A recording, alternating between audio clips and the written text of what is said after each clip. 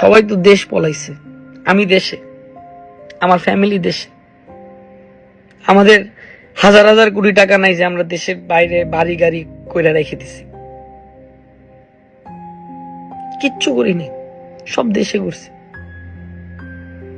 যেই গেট খুলে আমি এত হাজার হাজার মানুষের ট্রিটমেন্ট করছি, এত হাজার হাজার মানুষের কোনোদিন বিকাশ নাম্বারে বলি নাই যে আপনি আমার টাকা পাঠান। আমি বন্যায় আসি, বিকাশ নাম্বার দিচ্ছি, টাকা পাঠান, এই কথা কোনোদিন আমি বলি নাই, কোনো জায়গায় না, কোনো জায়গায় না। আজকে আমার মাই টিভি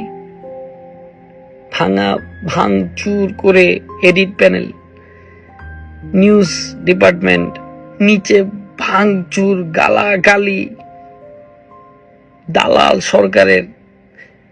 আপনারা বলেন, যেখানে এত মানুষ একত্রিত হয়ে